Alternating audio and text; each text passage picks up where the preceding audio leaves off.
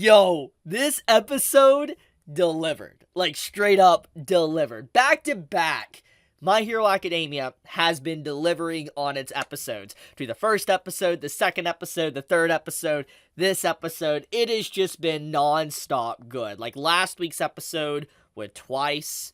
Oh my goodness. I need to make a separate video on that. But this episode in particular, I've been anticipating for a long time. Ever since I read this in the manga about a year and a half, 2 years ago, it's been a while, honestly, since this was in the manga, but ever since I saw this entire moment, like when I laid eyes upon this dream sequence of Shigaraki, and, I saw it in the manga, it's like, yo, I can't wait to see how the anime interprets this, get to see the voice acting of the characters from Shigaraki, his family, getting to see kind of like all for one say, come to me, Tomura, and all that. It's just like everything about this sequence I've been anticipating. And Studio Bones and the staff that worked on this episode, they delivered. They legitimately delivered some straight quality. And now, there's a few things that I want to talk about when it comes to this sequence. So, obviously, one thing I know, if you've read the manga, and don't worry, no spoilers or anime only, do not worry, don't stress about it. But basically, if you have, read the manga, it's very clear that when it came to this artistic approach, how, Horikoshi, wrote this in the manga, there was no way for Studio Bones to perfectly replicate that. There's just no way. It's not feasible, it's not possible. I mean, okay, it could be possible if there was, so much time dedicated to it, but in theory, it's really not possible. And so, I think many expected this scene to look probably as, on par with the manga. So, it seems like Studio Bones and the staff that worked on this took a radical shift and decided to do their own interpretation of it. And let me talk about that. So, one of the big things about this sequence that is different from the manga is that, yes, there's a lot of cities and stuff. You see the destruction, you see the hands coming all around Shigaraki and all that. You get to see this imagery throughout this anime sequence. But in the manga, it was more detailed. You got to see a lot more destruction in these cities and stuff. But I feel like what Studio Bones wanted to do here was demonstrate the contrast of darkness and light. For instance, the white colors, the black colors, that's what they wanted to showcase. Look at this very closely, okay? You can see how the background behind Shigaraki is just solid white. And when you think about white, in writing or just how art is used to depict it, it represents freedom, liberation. It is a blank canvas. It can be dyed any color. That's kind of what you view the color white as within stories. And so when you see this moment where Shigaraki's entire world kind of shifts and his color tone turns a little bit more brighter right here, it showcases that he's becoming free. He's becoming liberated. He's no longer bound by his past. And I think what perfectly demonstrates this is when he gets rid of his own father in this little flashback sequence, like a retelling, and you see his entire family just basically evaporate when they try to hold him back. When they're literally grabbing him, they evaporate and disintegrate behind him and in front of him, demonstrating he's no longer being shackled and held down by his past, his family. He's moving forward and becoming what he wants to be. It's a very good moment. And once again, we get to see the color contrast here with the whites and the dark colors like the purplish black. I think this is a really nice contrast to demonstrate the mental state that Shigaraki is currently in. And so even though this, obviously, there is a different take to this, there's a little bit different to the manga, I think that Studio Bones did a very good job with demonstrating what you should be feeling and how you should be viewing this moment within the anime. So personally, I gotta say, I like this. I legitimately like this sequence. They did a good job, and it turned out really good, better than I expected, and I think it's an emotional moment. Easily one of my favorite moments of the entire anime, and I'm glad justice was done to it. I legitimately am. So let's dive a little bit deeper into this, okay, before I get into anything else. We have quite the build-up for this very moment. This is the moment where Shigaraki, he becomes the greatest villain. He has become the new All for One. That is how you view this moment. Because when you think about what the story's been kind of going towards, like where it's been leading. We've been following, Izuku. Izuku, as we know, he will become, like, the number one hero. We've known this. Like, we know Izuku would become the number one hero. It's been said since the dialogue at the beginning of the story. That's a no-brainer. We've always known this. But we've been following alongside our antagonist as well, Shigaraki, and getting to see his development. And we know he's been developing alongside of Izuku. And so we know eventually he was going to become the greatest villain. He was going to surpass his teacher, All for One. And in this moment, you get to see that. You get to see that he finally is stepping up to the plate and becoming the very thing that, he's been built up towards. And so this is an iconic moment. It's kind of like saying, holy crap, there's no turning back anymore. He's finally going for it. He is there, and he is stepping up to the plate. It's honestly amazing. It's an incredible moment, and it's just, like, after 6 seasons, this is the 6th season of My Hero Academia, we're finally at this point now where Shigaraki is taking up the mantle. It's kind of like if Izuku, fully became frontline and center, everybody knew that he was the greatest hero. That's the equivalent of this. So it's just, really good moment. Now, I want to talk about the symbolic nature of this scene. I think what really is cool about this is the color contrast, which I've been talking about. If you look closely here on the edges, you see the white and all that showing freedom and liberation. That's, or a blank canvas can be dyed in any color, because Shigaraki was always in a state to where, yes, he's a villain, yes, he's done a lot of bad, like, horrific stuff, but he always had a potential chance of maybe turning around. There was always that chance that he could.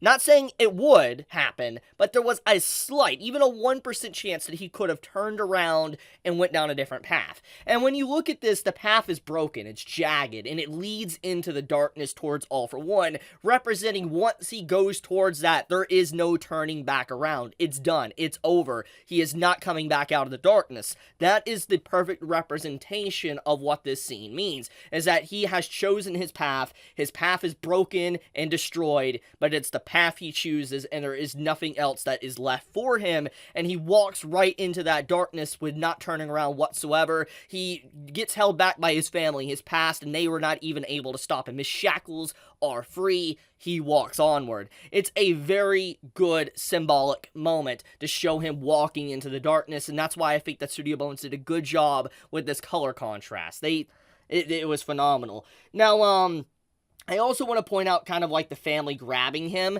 So, if you didn't catch this scene represents all of the hands that have been on Shigaraki since the very beginning. I think everybody's kind of keyed in on it at this point, but this is once again reinforcing that the hands that has literally been on Shigaraki's character design since the beginning, like Season 1, this is the hands of each family member that's been on him, basically. Around his neck, to his arms, on his face, and the back of his head. We get to see all of this. It's just straight up shown to you. And it's emotional, because it's what's kind of been there, a part of his design, and now he no longer needs it. It shows the chains have been unleashed. So yeah, just good scene. I really wanted to talk about that. Now, let's talk about another scene. I want to talk about Garaki, the good doctor, basically, and how, Mike is pretty disgusted with him as a character. So I think this scene is definitely very well done. It gets across to just the depraved nature of the doctor and just how far he has fallen, basically, as an individual. How Mike despises him. He really is disgusted by him. Even as a hero, he just wants to drop him and all that. This scene really goes to show just how long this has been put into motion, this plan, basically. Like, Shigaraki eventually one day surpassing All for One, 120 plus years, which is ridiculous to think about. And just like this man would sink to any levels to be able to achieve what he wanted, his goal, etc. And you could just see Mike just does not like that. And it really just gives a lot of characterization of this character and how he felt in this moment that he lost everything. It's a very different moment, honestly, because a lot of times when we see, like, heroes and villains, you see heroes, they're praising, they're happy, they're like, yeah, we won, and all that, they're very excited. But this is kind of a twist on that nature, because in this moment, before obviously the final segment, when Shigaraki awakens, technically, the heroes won in this moment. And even though the heroes technically won and Mike should be a little bit happier, he's not happy. He's disgusted. He's absolutely disgusted by the individual he's holding and carrying out of the building, and that he can't really relish the fact that they finally might have put an end to it. And you see the good doctor, Garaki, he's just so depraved and disgusting. He's just sitting there crying, smiling. It's It's disgusting. It really is. But it's a good moment. I like the little twist on that type of nature. So I guess let's talk about Mirako. I think Mirako needs to be talked about because she's obviously been a spotlight, highlight character, honestly, since ever since the beginning of the season. I was going to say season 1, but the beginning of the season, she has been just straight up fantastic. Like, I don't think anyone could argue just how great of a role she's played and what she's done in these episodes. She's fought multiple high ends. She has survived. Yeah, we don't know if she's going to survive, but she has survived to this very point. She's lost a limb. She might lose other limbs because of just the damage to her overall body, and you even have Endeavor having to burn her wounds closed because of just how much blood she is losing, and she is just such a trooper. She has not passed out or anything. She's taken these burns, like to burn the wounds closed while she's still wide awake. She is quite the incredible character and fighter. Her pain tolerance is insane. And I think what really shows here when it comes to her character, it shows quite a few things. It shows that Horikoshi-sensei, the author of My Hero, he absolutely loves Mirako. Like, he loves her character, and he wanted her to have a lot of spotlight. Secondly, it's clear that Studio Bones also feels the exact same way. They love Mirako, and a lot of her scenes, or basically all of her scenes, have really shined in the art and animation department and just look absolutely incredible. Also, we know the voice actor is definitely in love with this character because there's so much raw emotion in the voice actor, and I love that. And then to go one step further as well, I mean, she really embodies this different vibe to her. Like, if you were to look at her design and how she has fought in these battles, she looks like a villain. Like, if you were to show her character and her expressions and all of that, might assume she's a villain of some sort, not a hero.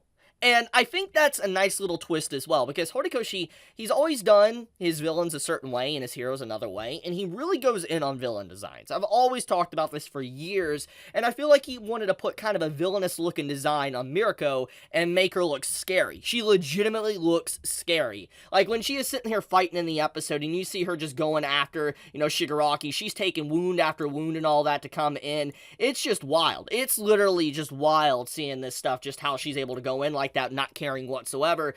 She's strong. She's a really strong character, and I really love her as a character, and I think many could agree with me that she's probably their favorite character of Season 6 so far. Now, besides that, I want to talk about some of the high-ends, basically. We get to see that, a lot of the high-ends are getting stronger, they're awakening, and that one of them, the female one, is very, very smart, able to evade Aizawa and attacks Endeavor/Mirako in the middle of this episode. We don't get to see the aftermath of that, but we do know that the high-ends are getting stronger as this fight prolongs, which is not good, since we know Shigaraki, technically, at the end of this episode, he awakens. Like, he straight up awakened, Exless, this poor man, like, he's by himself next to the main villain.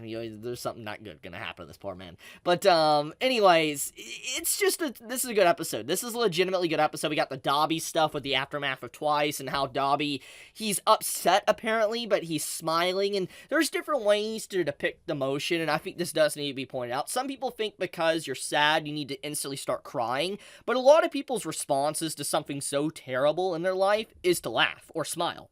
And I think some people might not understand that Dobby, he could be lying about this. He could be lying about Twice's death and that he's upset, obviously. But he could be also telling the truth. Since his tear ducts are burnt, he might not be crying, or he would cry if he could, but he could be smiling because he's just so devastated and upset that he's just smiling. That's the way to view the scene. So, it's either or. It's up in the air, it's mysterious, which I think really fits Dobby's character since he's been such a mysterious character for a long time. And so, yeah, good scene too. So yeah, My Hero, great this week. It's honestly been on a roll, non-stop, back-to-back great episodes, and I can't wait for more next week. It's gonna be a phenomenal episode next week. I'm so freaking excited. But okay, guys, I'll leave it at that. Thank you so much for watching. If you enjoyed my content, please subscribe, leave a like. It does help me out a lot, makes me happy. But with that, Chibi out.